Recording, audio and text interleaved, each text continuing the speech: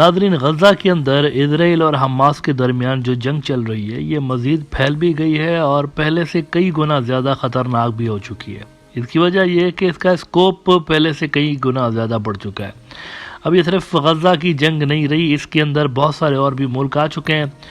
पिछले दिनों एक कोशिश ज़रूर हुई सीज़ फायर के हवाले से, और हमास के सामने जो इजराइल की कंडीशंस रखी गई सीज़ फायर की, उनको कैटेगोरिकली हमास वालों ने रिजेक्ट कर दिया, क्योंकि वो जो कंडीशंस थी वो कुछ इस तरह की थी कि आपको सेफ पैसेज मिलेगा हमास की लीडरशिप को, जिस भी मुस्लिम कंट्री के अंदर आप बोलेंगे वहाँ पर आपको सेटल किया जाएगा, आपको सिक्योरिटी दी जाएगी, सारा कुछ होगा, लेकिन आपको हथियार ड्रॉप करने पड़ेंगे और यहाँ से जाना पड़ेगा। तो इस डिमांड को असल में हमास वालों ने रिजेक्ट कर दिया। उन्होंने कहा कि ग्राउंड पे हमारा पलड़ा भारी है, हम ज़्यादा वहाँ पर पावरफुल हैं, तो इस तरह की फजूल किस्म की कंडीशंस मानने के लिए हम तैयार नहीं हैं। बल्कि उन्होंने आज ये कहा है हमास वालों ने कि हमारे पास क्रेडिबल इंफॉर्मेशन है कि जो रिजर्विस्ट यूनिट है इनकी फ़ौज का, इजराइल की फ़ौज का, उसके अंदर बगावत हो गई है। उसके अंदर जो है मुख्तलिफ धड़े जो हैं वो नेतन्याहू की पॉलिसीज से इख्तलाफ कर रहे हैं और वहाँ पर एक फूट पड़ गई है, इसकी हमारे पास इतलात है। ये हमास वालों ने आज कहा है। अच्छा, मीनवाइल हौथी जो हैं यमन के, इन्होंने जनाब इनके ताबड़तोड़ हमले इनके जारी हैं इजरायली शिप्स के ऊपर, और आज भी ये हुआ है। इन्होंने इलाद सिटी के ऊपर ड्रोन हमले किए हैं, सुसाइडल ड्रोन्स जो होते हैं वो उन्होंने वहाँ पर मारे हैं, और अपनी स्टेटमेंट में इन्होंने कहा कि इलाद एंड अदर सिटीज़, यानी दूसरी जगहों पर भी इन्होंने आज इजराइल के अंदर हमले किए हैं, ड्रोन हमले किए हुए हैं। अब ये बड़ी एक इंटरेस्टिंग बात है कि अमेरिका की जो प्रेजेंस है वो पहले से कई गुना ज़्यादा बढ़ा दी गई थी। जब अमेरिका ने ऐलान किया कि भाई हम रेड सी की एक ज्वाइंट नेवल फोर्स बना रहे हैं, तो उन दिनों में यहाँ पर सिक्योरिटी बढ़ा दी गई थी। तो उसके बावजूद ना सिर्फ ये हुआ है कि वहाँ पर इजराइल के ऊपर दोबारा से ड्रोन अटैक हुआ है, बल्कि रेड सी के अंदर जो इजरायली शिप्स थे उनके ऊपर भी हमला हो गया है। अल जजीरा ने रिपोर्ट किया है कि हौथीज से they carried out drone attack on Israeli port of Eilat. Houthis claim responsibility for drone attack on Israeli port city of Eilat और रेड सी कमर्शियल वेसल। तो ये भी हुआ है वहाँ पे कि जहाज़ के ऊपर एज यूजुअल हमला हुआ, मतलब पहले भी जैसे हो रहे थे वैसे ही हो रहे हैं। तो अमेरिका ने ये जो सिक्योरिटी बढ़ाई है और वहाँ पर उन्होंने जो एडिशनल लेयर्स डिप्लॉय कर दी थी, तो उसके बावजूद ये कैसे हमला हो गया, ये भी एक सोचने की बात है। मीनवाइल इंडिया से एक अजीबोगरीब किस्म की खबर आ रही है। इंडिया के जो डिफेंस मिनिस्टर हैं, नींबू मिर्ची वाले बाबा जी, राजनाथ सिंह साहब, राजनाथ सिंह ने कहा है कि हमारे वेसल्स के ऊपर, हमारे जहाज़ों के ऊपर हमले हुए हैं रिसेंटली, और ये चीज़ हमें बिल्कुल भी पसंद नहीं है। अब ऐसा है कि पाताल की गहराइयों में या समुंदर की गहराइयों में भी कल्प्रिट्स होंगे जिन्होंने ये हमले किए हैं, तो उनको हम ढूंढ ढूंढ के ख़त्म करेंगे। कितनी अजीब और गरीब किस्म की स्टेटमेंट है कि समुंदर की गहराइयों से निकाल के उनको हम लोग जो है ज़बरदूस करेंगे जिन्होंने ये सारा कांड किया है।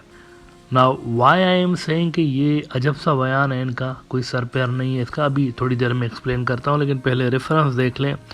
मिंट ने रिपोर्ट किया, India to initiate strict action against Red Sea attackers, Rajnath Singh.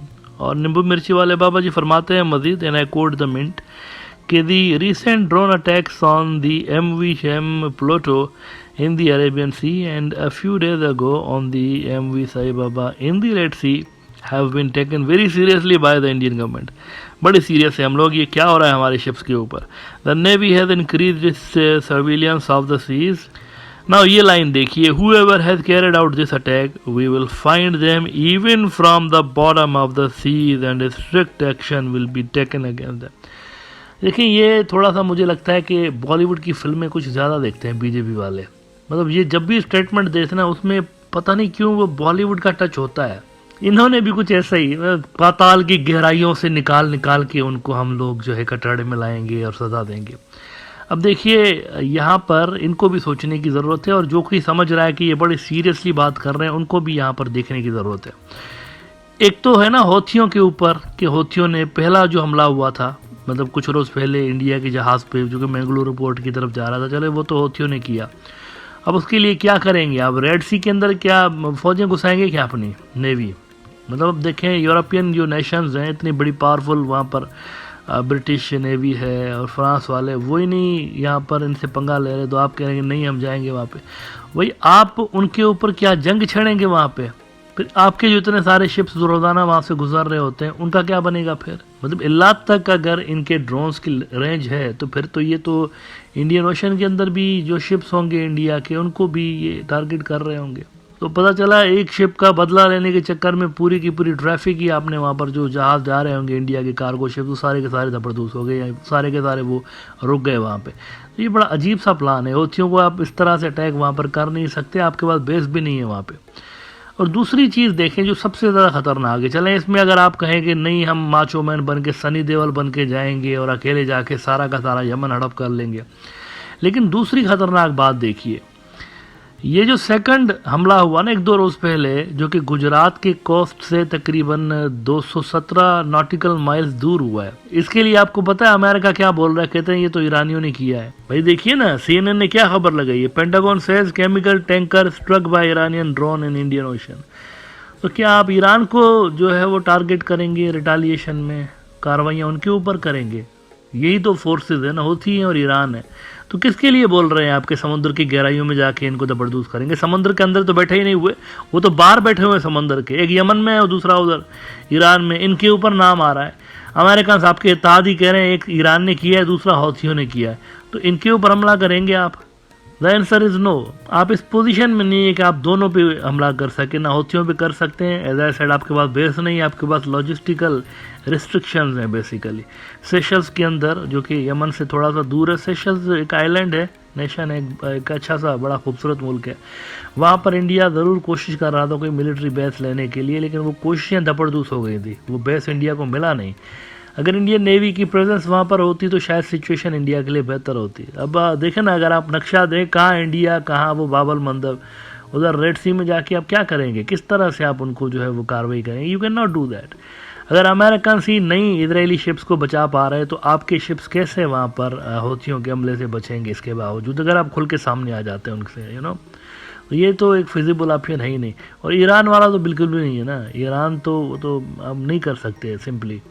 लिहाजा ये एक बॉलीवुड का डायलॉग है, ज़्यादा से ज़्यादा आप ये कर सकते हैं कि ये जो अमेरिका ने सो कॉल्ड एक टास्क फोर्स बनाई है, जो कि पहले से ही बनी हुई थी, बाय द वे ये पहले से ही बनी हुई है, यहाँ पर समुद्री डाकू और इनके खिलाफ बनी हुई होती है, किसी मुल्क के खिलाफ बनी हुई नहीं है।